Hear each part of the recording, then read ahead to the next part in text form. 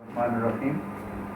बेटा हमारा चैनल है सादत होम ऑफ नॉलेज, और इस सादत होम ऑफ नॉलेज में आज हमारे पहला जो लेक्चर चल रहा है वो है मैथ 233 चैप्टर नंबर 1 है।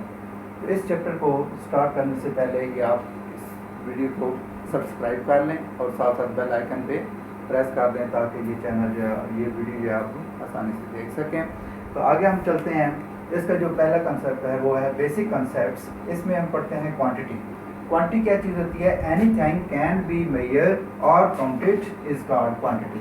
कोई भी चीज़ है बेटा जिसको आप मेजर भी कर सकते हैं, यानी कि उसकी पैमाइश भी की जा सकती है, या उसको काउंटेड कर सकते हैं, आप गिन सकते हैं 1 2 3 एंड सो ऑन। तो ऐसी चीज़ जिसको आप मेजर भी कर सकते हो और काउंटेड भी कर सकते हो, दैट इज कॉल्ड क्वांटिटी।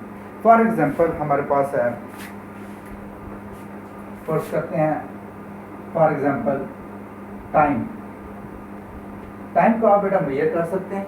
आप बता सकते हैं कि इस वक्त हमारे पास 6:35 है। इसी तरीके से अगर आप घर के अंदर बुक्स हैं, आप उनको काउंट कर सकते हैं। मेरे पास इतनी 10 किताबें हैं, 15 किताबें हैं, 15 बुक्स हैं, तो दीज आर कॉल्ड क्वांटिटी। या घर के अंदर आप वॉल बना रहे हैं, वॉल के अंदर आपके पास ब्रिक्स हैं, ईंटें हैं, आप ईंटों को काउंट कर सकते हैं, तो दीज आर कॉल्ड क्वांटिटी।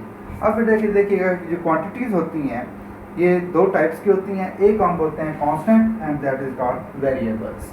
अब कांस्टेंट क्या होते हैं कि ऐसी क्वांटिटी, ऐसी मिकदारें जिनको आप चेंज ना कर सकते हैं, दैट इज कॉल्ड कांस्टेंट।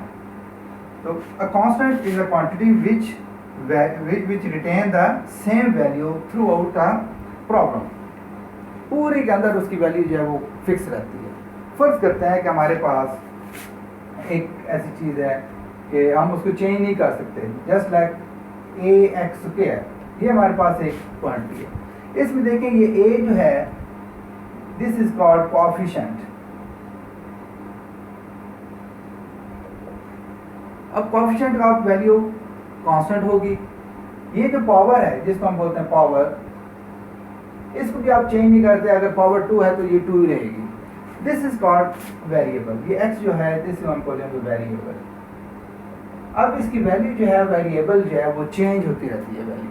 तो कांस्टेंट वैल्यूज कौन से होंगी? A constant is a quantity which retain the same values throughout a problem. पूरे के पूरे प्रॉब्लम में इसकी वैल्यू जो है वो कांस्टेंट रहती है, आप इसको चेंज नहीं कर सकते। फॉर एग्जांपल आपको बता दिया है कि हमारे पास एक वैल्यू है ax²। इसमें a जो है ये कोएफिशिएंट है।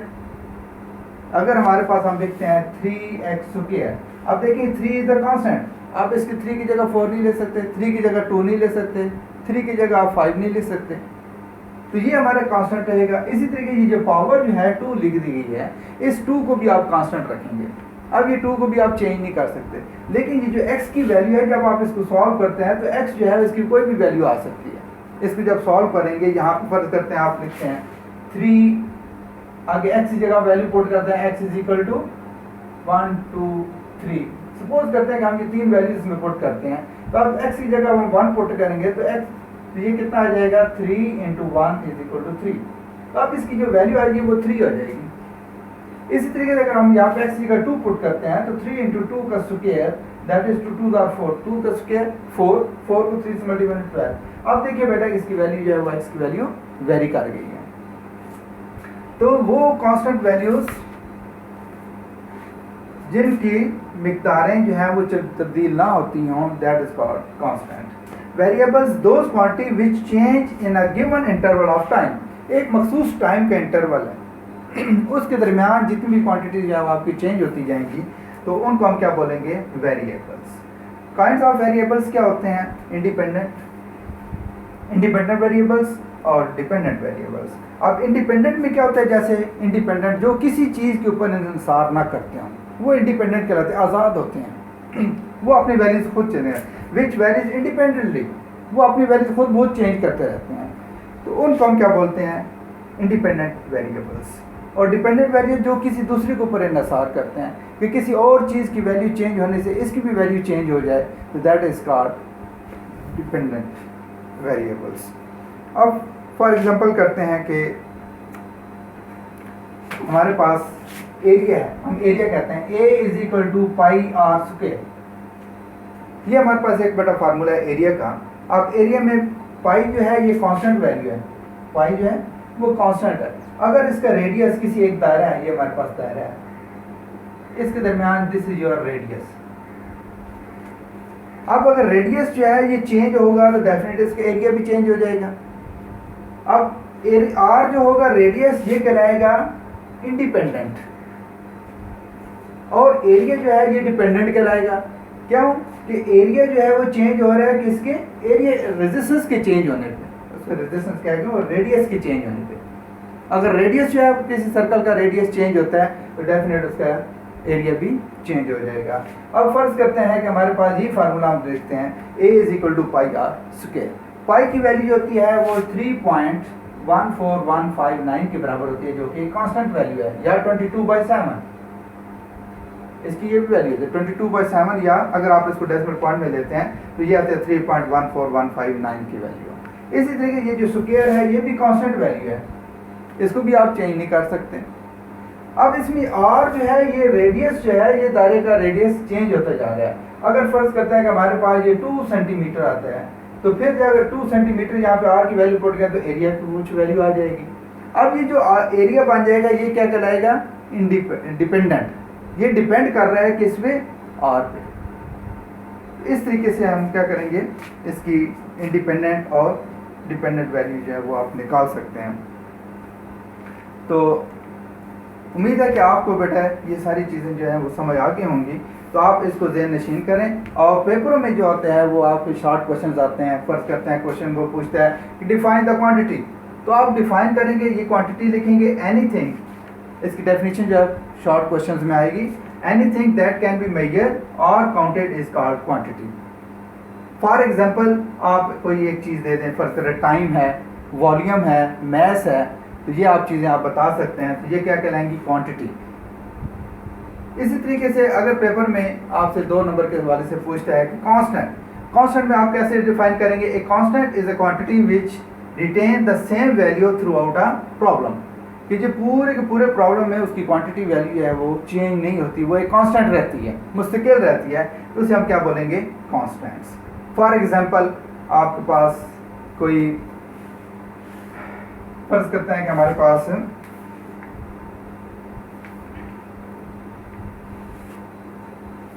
एक ट्रायंगल है।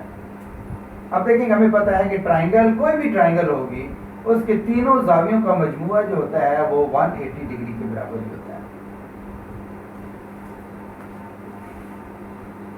कोई भी ट्रायंगल है, चाहे वो ट्रायंगल की जितनी भी इकसाम है, आपकी इक्विलेटरल ट्रायंगल है, आइसोसेलेस ट्रायंगल है, जितनी भी ट्रायंगल्स हैं, राइट एंगल ट्रायंगल्स हैं, इन तमाम ट्रायंगल्स का जो एंगल्स का मजमुआ होता है, जो सम ऑफ एंगल्स होता है, वो हमेशा 180 डिग्री के बराबर होता है। आप इस तरीके से आप इसकी मिसाल दे सकते हैं कि कांस्टेंट वैल्यूज क्या होंगी, फर्ज करते हैं ट्रायंगल है, एनी ट्रायंगल, तो अब ये कांस्टेंट है कि इस ट्रायंगल की तमाम जावियों का मजमुआ जो है वो 180 के बराबर होता है। तो आप इसकी मिसाल ले देते हैं, for example the sum of the angles of the triangle is always equal to 180 degree, चाहे उसकी शेप कोई भी हो, चाहे उसकी वो राइट एंगल ट्रायंगल है, चाहे वो आइसोसेलेस ट्रायंगल है, चाहे वो इक्विलेटरल ट्रायंगल है, कोई भी ट्रायंगल है, तो आप उसको लिख सकते हैं कि sum of the angles of a triangle is always equal to 180 degree, then it is a constant value.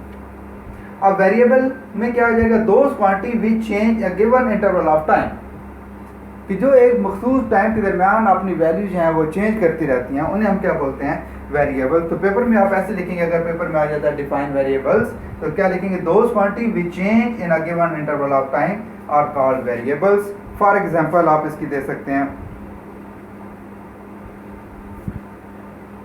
Time, for example